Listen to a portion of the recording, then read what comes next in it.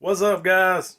Boiler Doctor back again. It's been a little while since I did a video, but I'm working on a bunch of random stuff, like a 79 model three-wheeler, that dirt bike that I still ain't quite got figured out, a few motors here and there, all sorts of stuff. But tonight we're working on a somewhat easy one, I hope. A Can-Am 450. This is a Outlander edition. This is 2017, I believe, and it's got had a fairly rough life. You don't have to take the tires off to do this repair. I had them off so I could change a couple axles out. So the thing won't run. It'll crank up, or actually it'll sputter just a little and then die. Won't do anything. I've checked all sorts of stuff on it, and I have about got it pointed down to the fuel pump. I ended up putting a gauge in the line, and it's only showing about 20 psi pressure, which is nowhere near enough on a fuel injected system. So we're going to see about getting this fuel pump replaced. Hadn't done one of these, so not 100% sure what and all I got to take off. But from what it looks like, the pump is under here. So I'm going to pull this back plastic off, back rack, just a bunch of torque screws on here. Let me see what size Torx this is. I think it's pretty well standard on these Can-Ams. They love the Torx bits. I tell you, one of these little adapter here is real tough to take apart with one hand. Bear with me. See there? Two hands, pops right out. And this is a T something or another 30. My eyesight's not the best in the world, but that's what it's looking like. T30. T30 Torx. Get all these Torx bolts out. We'll take the ones off the top of the rack here first. There's actually some down in here. Yes, this thing does have Christmas lights on it. You know, 'tis the season. And I think I'm going to have to take this black plastic piece off here. I believe it goes around the battery. May end up having to take the battery out. It's always a good habit to get into. It's unhooking the battery if you're doing anything electrical. Sometimes that's not my habit, but anyway, we're going to tear all this stuff off. And looks like I'm going to have to take this rack off. It's tied in through the back here. Some more Torx bits here on the bottom, and I'm going to get all that stuff tore off. I'll cut the camera back on when I get it tore down, and hopefully we'll be a lot closer to seeing the fuel pump on this thing. So let me get it tore down, cut it on in a second. Alright guys, I think I got all the plastic loose now. There was a Torx head in here inside the inner fender, and also a 13mm headed bolt here on the other side for that rack. I'm still going to have to unhook the couple wiring harnesses over here on this side that are hooked to this rectifier up in here. I may actually, I don't know if I can even get to the bolts of the rectifier, so I'm going to pick this thing up and see if I can get those unhooked. They are covered in dirt. But all you have to do once you get all that stuff loose is just pick up on it. You can see this side's come up pretty well. So we got to get the rectifier loose on the other side, as well as the plug for this tail light. The tail light plug runs up through here, and I believe it disconnects right up in here too. So let me get all these things disconnected here. I'm gonna have to really spray these out. They've got all kind of mud and stuff in them. So get all that disconnected. Take your gas cap off, and this whole rear plastic should come right off. It's pretty easy to get out. So we get these off. Cut the camera back on in a sec. All right, guys. I may have took a little bit more off than I had to, which is really only one more bolt to get that other fender off. You really only have to remove this right side fender. And actually, I didn't completely remove it. I didn't cut the zip ties on here, which I could, but just let it hang. And the rear plastic piece here, this dude's got 150 pounds of tools in this thing, and I'm not going to take them out. So I just slid it backwards. And this gives you access to your fuel pump location. There's a lot of vent hoses here. This is actually your hose for the actual pressure side of your fuel pump, and then your plug there. You'll need to remove your plug and the vent hoses. And I'm gonna try to do this without taking that pressure hose off to just keep from having to re-crimp that thing, because it is a crimp don't fit, much like the CV axles are. So I'm going to remove this, and then you have to twist this black collar to get it off. I'm hoping I can get it to come up off here before it hits this black plastic piece and not have to take that piece off, but we'll see. What I normally do on these, you don't really want to force it too bad. I've already took the air hose and blew around here to try to get all the dirt out from around it. But you want to take a screwdriver and tap this collar. We're going to go counterclockwise on this, just like a normal nut, and get that to back off, and it'll lift up, and the fuel pump and all that will come out. So I'm going to tap that thing around, and I'll cut the camera back on right before I pull the pump out. All right, guys, I got this thing knocked off. Hopefully I'm going to get it to slide up out of here. If not, you'll see me not be able to get it to slide up out of here on camera. God, it must have been fine thread, because I must have turned this thing around 75 times before it finally come all the way loose. And you can think you'll be able to work this thing up over your hoses there to keep from having to remove that black plastic piece and get it off. I'm just trying to slide this back. I don't know if that's going to work. We'll just try to pick the whole apparatus up at one time with the lock nut at the same time, just like that. And you get this whole thing come up out of here. Now you can move your lock nut because everything's out of it. And this thing has a like a spring on it, so the pump and all that slides up. I'm not going to be able to get that off without taking the clamp off. So hopefully I can reuse this thing. If not, I'll have to buy another one. So this thing is crammed up with some mud in there. I'm going to push it back down so I don't get any in the tank, and open this clamp up with a pair of needle nose, just enough to where it loosens up on the nipple. If you're not too aggressive with this and can kind of take it easy, you can salvage these clamps.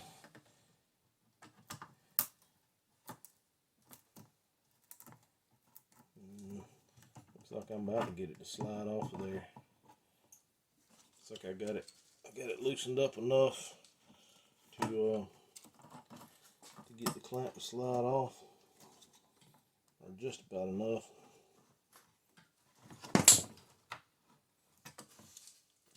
So close, so close. Let me see if I can back this clamp off. You push backwards on the clamp and kind of prop a little bit with a screwdriver, and it will come loose from the little ears that it catches on. And sometimes it'll spring right open. Usually it doesn't happen on camera. Stuff, on camera never goes quite right, so it's kind of what we're dealing with right now. Open this clamp up just a little bit more. I don't need much to get it to slide on off.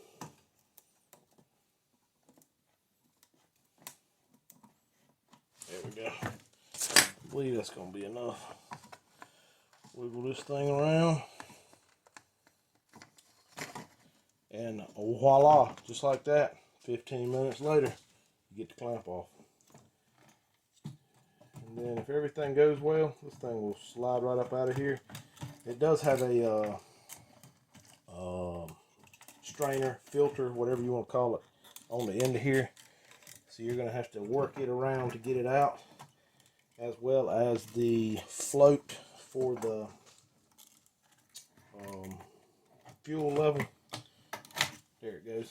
So see how I got that positioned over here, kind of out to the over top of the rear tire on the left side, or right side, I'm sorry. And it'll come out like that. Float still hanging there too. There we go. So there we go. Pump's in here. So what I'm gonna do, this is not at least the kit I bought was not a full replacement. It's just replacing the pump. So I'm gonna pop this thing apart, and actually I'll probably go clean the bench off and do it over there and show you what it's gonna look like. So cut the camera back on when I get it cleaned up and laid out on the bench. Alright guys, couldn't really find a clean spot in the on the table over there, so we're going to just use the top of my parts washer here as our disassembly area. Alright, so here's our pump. First thing we need to do is get this plastic cover off the very bottom here. There's 3, 4 little tabs that hold it in. Just take a screwdriver and pry up on these very easy, because they are sometimes can be very fragile.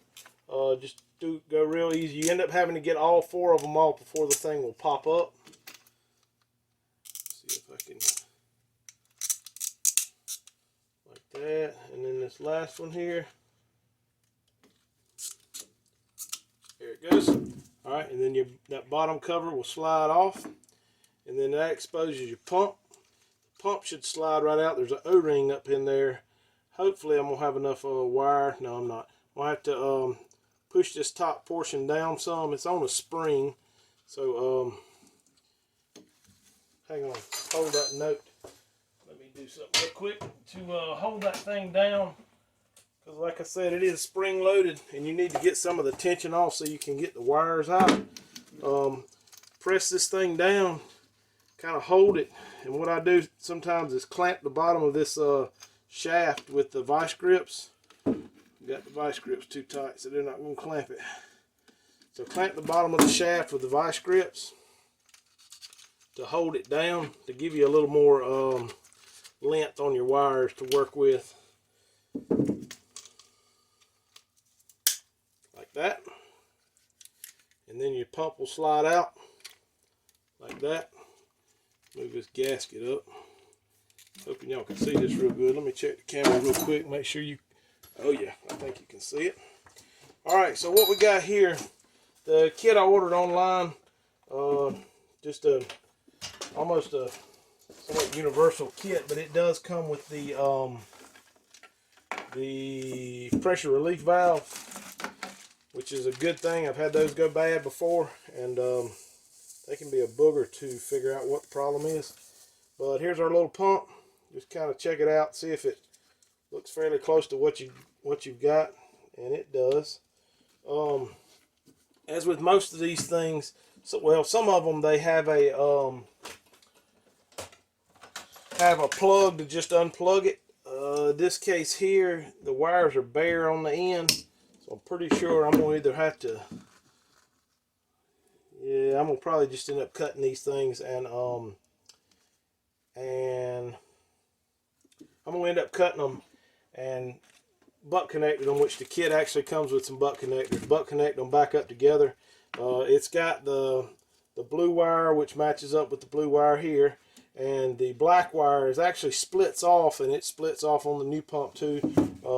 Grounds over here at this pressure valve, and then runs on up to the top up here too. So and those wires are soldered onto the pump. I guess if you wanted to get fancy with it, you could always unsolder these wires and solder them back up. But I'm just gonna, I think I'm just gonna zip tie it. I don't have a real warm and fuzzy feeling about soldering a soaking wet pump with gas. So also we need to get this. Actually, we don't even have to take that filter off. We got a new filter, so we don't have to reuse it. So we're going to cut these wires off. I probably just going to unconnect the one that goes to the pressure relief valve, because I have another connector like that I can crimp onto this wire. But these other ones we'll need to cut those. Lay it beside here. They actually look like they stretch almost all the way to the top. So we'll cut them up here toward the top. Up here. And so there's the old pump. And one thing with this old pump, you want to check and make sure you've got your O-ring, that it didn't, or that it either came out with the pump or didn't come out. If it didn't come out, then it's still stuck up in here. So you'll need to grab that. Actually, mine's kind of hanging. You can't see it, but there it is right there. There's the O-ring. Actually got a little kink spot in it. It could have been some of the problem too. So there again, the kit comes with O-rings to go back on it. There's your O-ring there. And I'm going to go ahead and slide this. I don't think I'm going to do the pump yet. I think I'm going to do that pressure relief valve. The way this thing works, these are a little bit different than the automotive style pumps that have a return on them. This is a single line pump, so it does not have a return. This thing does have a little, like a crush fit in here that is slid over top. I'm going to pop these little ears off the side, and hopefully I can get that crush fitting off, or that, I'm not even real sure, that pinch nut or something. I don't know what you call those things. But that's what it's got on there. We got to get that off. So, like I was saying before about the automotive style pumps, these are a single line pump, so it doesn't have a way to return the excess fuel to the tank without just blowing out the end of the fuel line at the top of the motor. So what this does is there's a valve here in the case that tells whether you need fuel or not. So it will let it idle, and it lets fuel bypass here. So the pump pumps the same amount of fuel, but the excess fuel goes in here. And then once you start giving it the throttle and it needs the fuel, your pressure naturally will reduce in your fuel line, and this thing would close up and send fuel pressure to your injectors, and makes it work right. I had one like that one time that had a problem with that, and I like to never figured out what it was. Because I'm gonna have to get me some smaller screwdrivers. This screwdriver here is too big to pop those ears out. Let me grab a couple small ones. Cut the camera back on in a sec. Alright guys, this is truly one of those times you need about 4 hands to do this. I ended up having to stick a screwdriver in here, pry up on this valve, and then get the screwdriver in the other side here to get those two tangs out. Do the same thing on the other side. This thing does not come out of here very easy. It looks like the way it's set up is you just push the thing and it pops right back in there, but coming out is not quite as simple. So now this does have an O-ring on the end of it, so you just pry up on it and it pops out just like that. Actually, it's got a couple O-rings on it, and I just want to put those back, make sure we put everything back on there just like it is. Looks like it has a filter here, but I'm not sure if that'll come off of there because it looks like it's made on there. So we got a little filter there. I've got to get this star looking piece off the back because this is what grounds it, and also I need to get that black plastic piece off of there too, because that's actually what holds it on. So I'm going to try to ease around here and pry up on this each one of these little teeth that are crimped onto the pressure relief valve there. Just work your way up real slow and it should pop right off of there. Try not to bend this thing no more than I have to, because if I keep it where it's pretty well in the same shape it's in now, I should just be able to push it back onto the new valve and reuse that, because the kit did not come with one of these. Just pry up as you go around, just like that. Then your black plastic piece comes off. And this thing also has a spacer, which this one's got a spacer on it too, so you're good. I'm probably just going to put a drop of oil on these things to make them slide up in there a little easier and keep them from trying to roll. Sometimes those O-rings will roll on you. I can't find my dang oil now. There it is. I don't know how I misplaced stuff in this shop because it's so clean and everything. One of these days I need to clean that up. So there we go. Put a little oil on there. Go ahead and stick this black collar on there. Make sure you put it on the right direction. It's got wedged pieces. The angled part goes down, flat part to the top, and then push your oh, this thing's gonna have to be bent a little bit. Push the little lock washer is what we're going to call this from now on. The lock washer down on there. We bend these ears in. I must have bent them a little bit too far before. And I'm not really 100% sure what this thing would be grounded here for. This is not a electrical part, so I don't know what difference grounding this would make. But it's grounded, so we're going to ground it back. And about the easiest way to get these things to slide down on there is take a socket that's just a little bit bigger than your hole there and tap that thing down on there with the socket. Kind of pushes it on square and allows the those little ears to kick up and kind of crimp. I'm going to use my improvised hammer here. Won't take much pressure to get it started sliding down on there, but it looks like it's going to take a little bit more than that. I tell you, I bent these ears down, and I bent one or two of them a little bit too far. So let me unbend those real quick.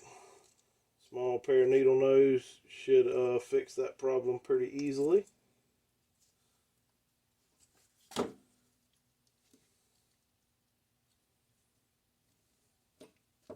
There, just like that. I love it when a plan comes together. Push that thing on down on there with the socket, just like that. It bottomed all the way out.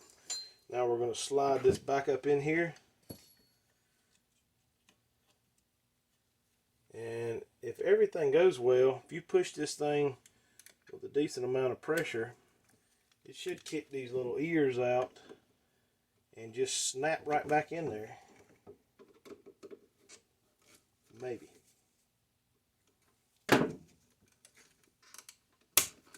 See there? Snaps right back in. So just make sure your little tabs are snapped in all the way around. It looks like they are. So there you go. That's your pressure valve replacement. Now we're going to let me grab the connectors for that. Grab the connectors for that fuel pump. And I'll cut the camera back on in just a second. I don't have my electrical stuff here. Alright guys, I got the top pressed on here. This is actually the factory top and the new O-ring that came with the kit. Wires come out the same side that that the outlet are on. Just slide up under that plastic piece. And this will all slide up into the bottom of this apparatus here. The whole fuel pump holder. Make sure your O-ring slides up in there, because you can lose pressure there and not get the fuel pressure that you need. I did put the connectors on here, but I did not connect up everything as far as the wiring goes. I'll go ahead and slide this this bottom. Actually, I may go ahead and put the filter on there next.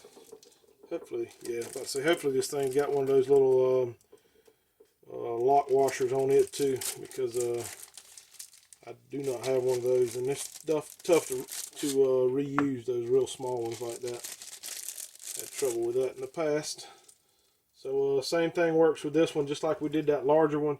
You take a socket, small socket, and get this thing started on there, and then tap it the rest of the way on with the socket, and it slides over the inlet. Just like, let me set this thing down before I drop it.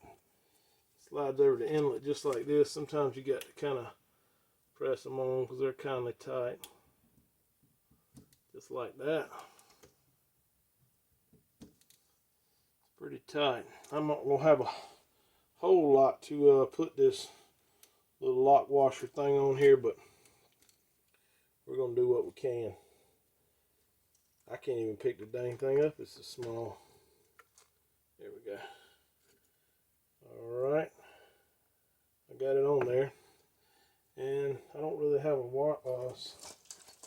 socket here readily available. Let me see if I can find one. Here's a smaller one here. This is actually a 6mm, just something I pulled out of the toolbox. Kind of press down on that. Pretty much do it with your hand. And it looks like I pretty much pressed it on there. As hard as that filter was to go on there, strainer they call that, not a real good chance it's going to come off, but there's definitely not a chance with that with the little lock washer on there. Then it comes with a black rubber piece to go on the very bottom, just like the factory one did. I'm going to take this vice grips off because we don't need those right now, or anymore for that matter. Goodness gracious. And now we're going to slide the plastic holder back on there, and if everything is lined up right, this thing should snap right back on, just like that. Make sure all your snaps are in. And now it's just a matter of wiring up the electrical parts. Make sure you get them inside this washer, or this O-ring. It did come with a different O-ring, or another O-ring with the kit. It just don't look like it's shaped quite like this one, so I'm going to reuse it. I didn't have any problems with it leaking. Thing also come with some more fuel line. This fuel line looks real good. Like I say, considering this bike's as new as it is, I don't think it's going to have any fuel line issues. So next thing we're going to do is just connect up the blue wire to the blue wire, and the black wire to the black wire. Run this little black wire over here to your ground, and we'll be ready to stick this thing back in. So let me get all that stuff connected up. I'll cut the camera back on when I stick it back in the bike.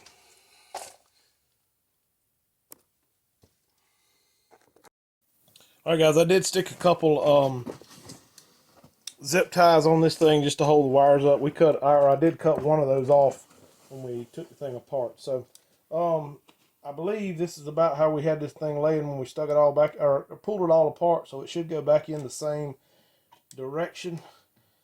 Might take a little bit of wiggling because these things are always a little tough to get slid back in there. Whoop, that wasn't too bad. Slid it around, rotate it around.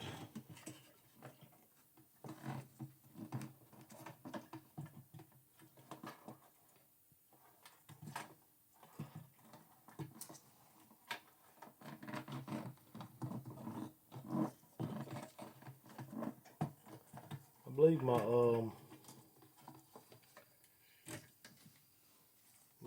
float is hung up over here now. Got to wiggle it around to get it to where it will flop down into the tank. It's not working like that. Let's see if we can drop back and punt. Move it around this direction and start.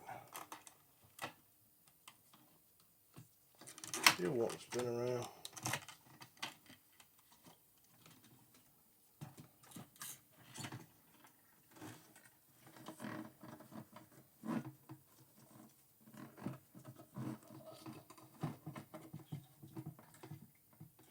Yeah, that dang that float is flopping up on me, keeping it from spinning around.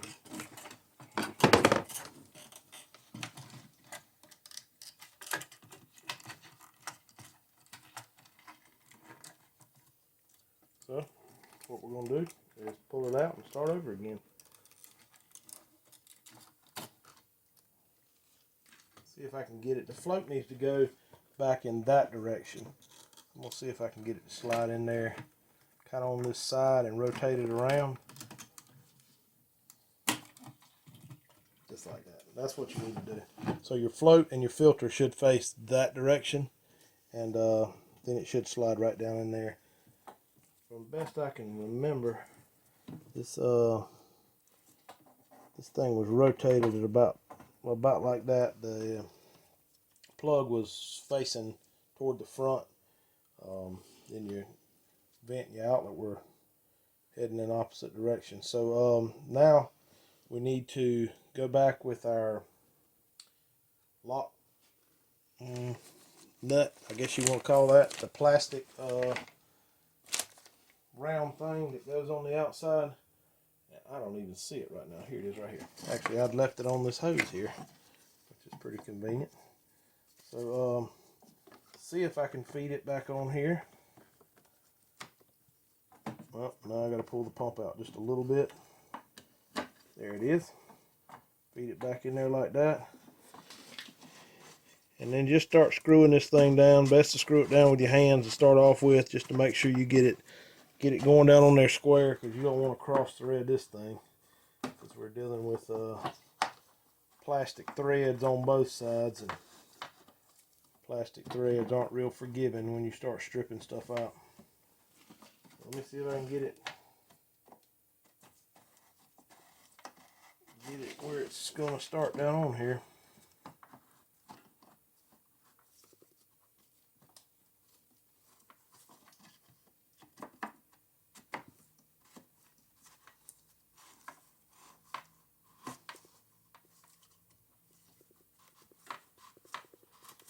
There we go.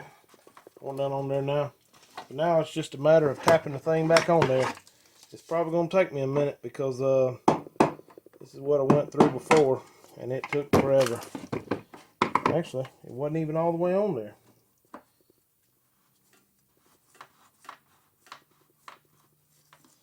I'm just telling you not to cross thread, and it looked like I tried to. As soon as I hit it with the hammer, it popped right up.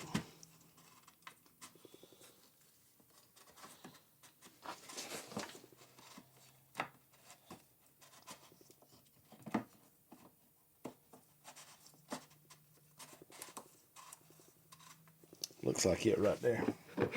Alright, so now tap it on there. So, few taps at a time, and get it down till it pretty much stops is about what you have to do. I'm not hitting this thing hard enough to like mess the plastic up or anything, so if you're having to hit it hard or that hard, you might want to back up and try it again, because you shouldn't be getting that rough with it. It should pretty much just screw down on there. It's more than finger tight, but shouldn't be breaking the plastic trying to get it tightened up. Alright, so let me get that done, and I'll get the hoses hooked back up, show you what they look like, and then we'll see if this thing's going to crank. Alright guys, so I've got the hoses routed around here. I do need to go get my crimp tool. I am going to be able to reuse that clamp, crimp that thing down, and that should be it. The vent lines are hooked up, the electrical connectors hooked up, and I'll crimp that line up, and then hold on just a second, and we'll cut the camera on, or cut the camera back on, and we'll see if this thing's gonna fire up. Alright guys, here goes nothing. I got the fuel pressure gauge we had rigged up in there, checking the pressure initially, got it all taken off, everything hooked back up factory. This battery ain't in the best shape, so I got a charger on it. Hopefully it's gonna have enough juice to make it kick over. So let's see what this thing's gonna do. Get the display up here and see if it might tell us something. All right, we'll cycle it a couple times just to make sure we get our fuel pressure up. Check for leaks. I don't see anything leaking, so it's in neutral. So let's see if it might crank up.